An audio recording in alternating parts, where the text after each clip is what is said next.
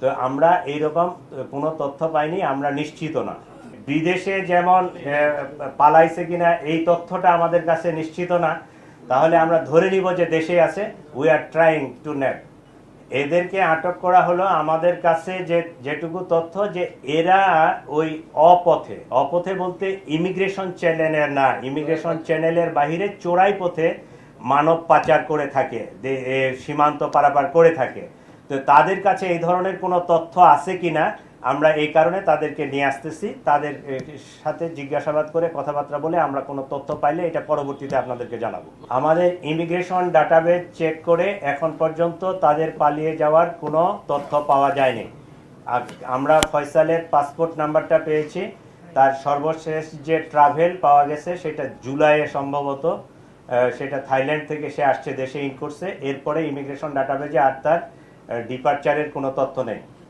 আমরা বাদী পক্ষের সাথে 2 দিন ধরে খুব জোর প্রচেষ্টা চালাচ্ছি যে তাদেরকে দিয়ে মামলাটা করলে অনেক ভালো হতো, কারণ পুলিশ বাদী না হয়ে তাদের যেহেতু তার ভাই আছে, তার নিকটাত্মীয় যারা আছে তাদেরকে দিয়ে তারা ওই আসতে পারতেছে না, আসলে তারা রুগী নিয়ে ব্যস্ত। রেইনবো অলরাউন্ডার এক্সটেরিয়র পেইন্ট বাড়ির বাহিরের দেয়ালের সুরক্ষা নিয়ে থাকুন নিশ্চিন্ত, সাথে পাচ্ছেন 10 বছরের ওয়ারেন্টি। জিনিসটা সুন্দরভাবে জিডি করা আছে, আমরা অলরেডি এফআইআর ড্রাফটও করছি। আজকে আমরা সিদ্ধান্ত নিছি যে তারা যদি নাই আসে সেক্ষেত্রে আমরা ট্রাই করব যে এফআইআরটা নিয়ে ওই হাসপাতাল থেকে তাদেরকে সিগনেচার করে নিয়ে আসা যায় কিনা। যদি সিগনেচার তারা করে দিল, না হলে আমরা পুলিশ বাদী হয়ে মামলাটা রেকর্ড করে ফেলব।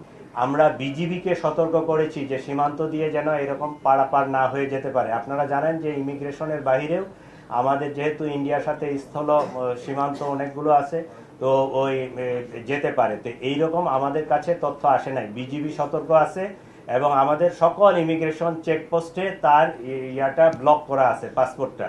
তো আমরা এইরকম কোনো তথ্য পাইনি, আমরা নিশ্চিত না।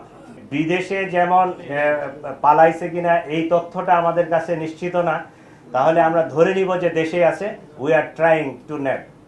এদেরকে আটক করা হলো আমাদের কাছে যেটুকু তথ্য যে এরা ওই অপথে বলতে ইমিগ্রেশন চ্যানেলের না, ইমিগ্রেশন চ্যানেলের বাহিরে চোরাই পথে মানব পাচার করে থাকে, সীমান্ত পারাপার করে থাকে। তো তাদের কাছে এই ধরনের কোনো তথ্য আছে কিনা আমরা এই কারণে তাদেরকে নিয়ে আসতেছি। তাদের সাথে জিজ্ঞাসাবাদ করে কথাবার্তা বলে আমরা কোনো তথ্য পাইলে এটা পরবর্তীতে আপনাদেরকে জানাবো।